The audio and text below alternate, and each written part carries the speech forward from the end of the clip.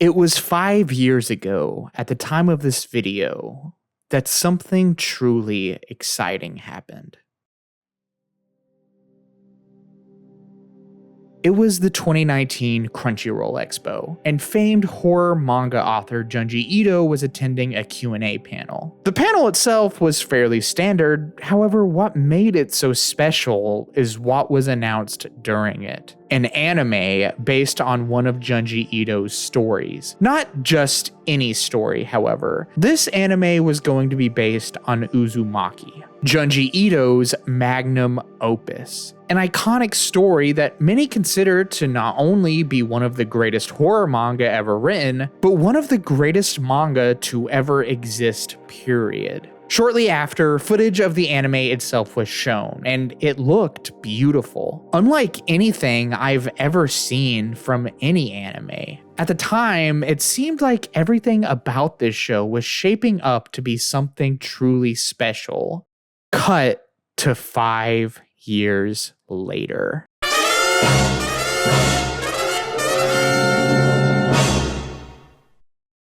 How does something like this even happen? I'll get into the disaster that is Uzumaki soon, but it's well known at this point that some of the most popular anime in history are based on manga, and this is something that has stayed consistent into the modern day. In fact, you could say that many studios hesitate to greenlight projects that aren't based on popular manga, because typically anime like these are much more likely to make bank. Anime is a business after all, so of course it makes sense that those in charge would try to optimize the profit they make. However, as safe as a route like this is to take, that doesn't mean it's guaranteed to always work. And it's here that we get into what can be one of the biggest disappointments as an anime fan, when the anime just doesn't live up to the manga. It's always a shame when an anime adaptation disappoints, because not only does it mean that you have a subpar TV show on your hands, but it also kind of stifles the manga's potential to grow. That's not to say that manga can't have a huge impact on their own, but it's pretty well proven at this point that a good anime adaptation only increases manga sales and makes it more of a household name than it already is. It's just kind of a bummer across the board. However, there are varying degrees to how lackluster an anime can be compared to its manga counterpart. For example, look at something like shonen battle anime. For a long time, shows like these had to deal with copious amounts of filler and or slow padding so that they wouldn't get ahead of the manga's story. One Piece's time skip, for example, is notorious for having a snail's pace compared to the manga. However, I've already discussed stuff like filler and pacing issues in this video, so if you want to hear more about that, then feel free to click here. While this is an issue, I don't think that these are things that inherently ruin a show. If you're watching after the fact, you can always just fast forward or outright skip filler episodes. It's not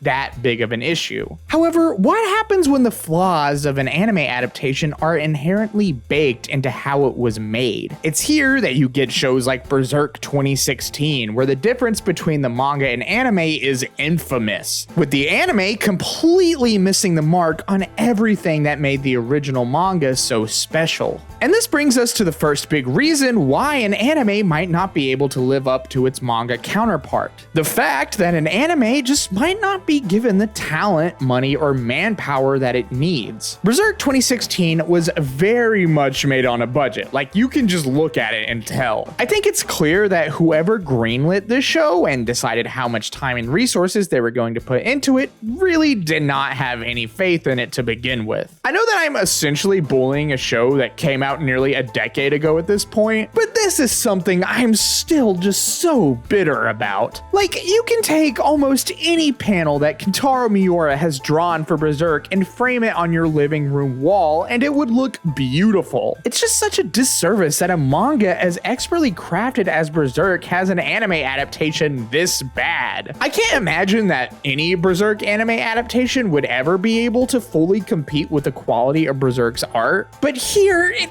kind of feels like they didn't even really try. However, let's say that an anime is given the time, talent, and resources that it needs to truly shine. It's here that we should be able to expect an anime to be high quality, right? Well, not exactly. This is where we get into the other side of the spectrum, where the problems an anime might have are less technical skill and detail and more creative interpretation and ideas. Which brings us to a show like Promised Neverland. Promised Neverland started out with a very highly praised first season. It adapted the source material very well and was obviously a labor of love made by people who cared about that source material. It's when you get into season 2 that all the problems begin to arise and the story begins to shift drastically from the manga. I don't think there's ever been any kind of official statement as to why season 2 decided to veer off to such an extreme degree, but it seems to be a popular theory that a lot of people were disappointed with how the manga ended. And so the creators decided to take creative liberties and provide a more satisfying ending. And it's kind of hilarious in hindsight to think that a decision that was made to try to make the fans happy ended up exploding in their face so dramatically. Like, it took time for people to start getting disappointed by Promised Neverland's manga. However, they decided to disappoint the anime fans almost immediately. What's interesting here, however, is that this is a much more subjective issue. The amount in which a creative liberty can affect a show's quality can vary drastically. For instance, look at a show like Chainsaw Man. I feel like Chainsaw Man is a pretty well enjoyed anime, like most people tend to like it. However, and I actually found this quite surprising, there's a very vocal minority of fans who actually felt as though the anime was a disappointment compared to the manga. Most notably, the fact that the anime has very muted colors and a much more dour, gritty, realistic tone as opposed to the manga, which is a bit more off the wall. It goes to show that truly, you're not going to be able to please everyone in this regard, despite how high quality something is on a technical level. So we know two very important factors that go into creating a satisfying adaptation: a creative vision that a lot of people can get behind, as well as a good amount of resources to make that creative vision happen. However, there is one final factor I'd like to talk about. And to illustrate it, I want to discuss the anime that served as the entire reason I even made this video: the 2024 anime adaptation of Uzumaki. As I mentioned at the beginning of this video, Uzumaki had everything it needed to be a smash hit adaptation. A beloved, masterfully crafted source material in the manga, a competent and trustworthy animation studio in Studio Drive, and a lot of anticipation and hype surrounding it. For all intents and purposes, Uzumaki should have been a home run. And in some ways, it kind of was. When you ignore the rest of the show, episode 1 is still incredible. Masterful animation, an eerie yet beautiful manga-inspired art style, and incredible directing that made all the horrific elements hit with the impact of a freight train. Anyone who watched episode 1 would absolutely get the impression they were in for something truly special. So then, what went wrong with the rest of the episodes? This is what brings us to that final factor I was alluding to. That factor being poor management. You can have all of the resources in the world, all of the creative talent, and an incredibly strong creative vision. However, if a project is mismanaged by higher ups, chances are none of that stuff is going to even matter. And Uzumaki reeks of a project that had terrible management. Obviously, I didn't work on this anime. And anime production in general is one of the most complicated things on the planet. There's just a lot of moving parts involved. So no one can definitively say exactly what went wrong during the production of this show. However, we do have some information presented to us in both the show's credits as well as the executive producer, Jason DeMarco. In a now deleted post, DeMarco had this to say on Uzumaki's declining quality. I can't talk about what went down, but we were screwed over. And the options were A, not finish and air nothing and call it a loss, B, just finish and air episode 1 and leave it incomplete, or C, run all 4 warts and all. Out of respect for the hard work, we chose C. After waiting so long, it makes sense people would be mad. Unfortunately, I can't tell them who to blame it on. But someone is definitely at fault here, and we all just had to do our best when things imploded. Maybe others would have made different choices. We did the best we could with what we had. It's clear that at some point, something went horribly wrong with this show.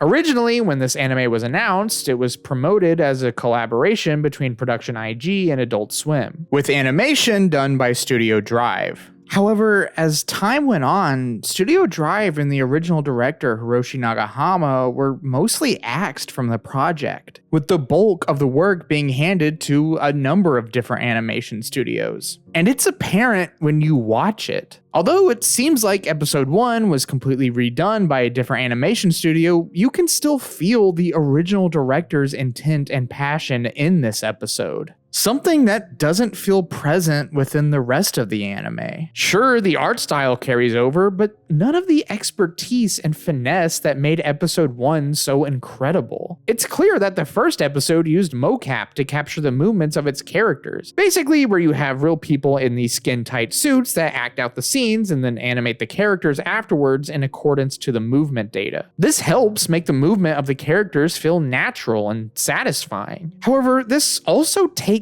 time and effort to do, and often this can lead to projects taking much longer than initially expected. And this is where I believe that mismanagement comes into play. I can only speculate here. Again, we don't have any concrete information on who exactly is to blame. But based on everything I've seen, from the initial announcement to the countless delays and the several different studios that all worked on this anime, I think it's clear that someone was getting impatient with how long it was taking to make just one episode of a 4-episode series. And so eventually they decided to give the project over to a few different studios that would get the job done faster and cheaper. And when you combine that with a global emergency that was happening while the anime was in production, well, everything's going to fall apart.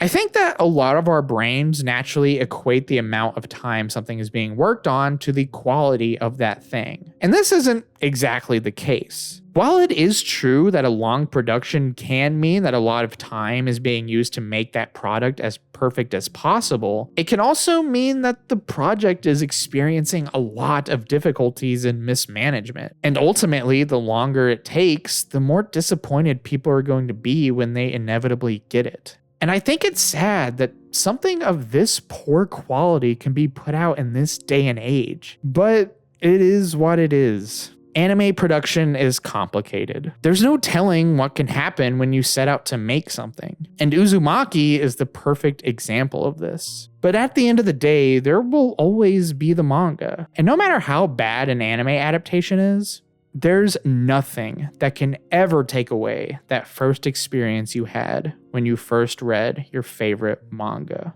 But I want to know what you guys think. How did you feel about Uzumaki? And what are some other anime that you felt didn't live up to the manga? Let me know in the comments below. As always, guys, thank you all so much for watching. If you liked what you saw, go ahead and like the video and subscribe to the channel for more content. It helps out the channel a ton, and it's always greatly appreciated. With that said, until next time, guys, take care.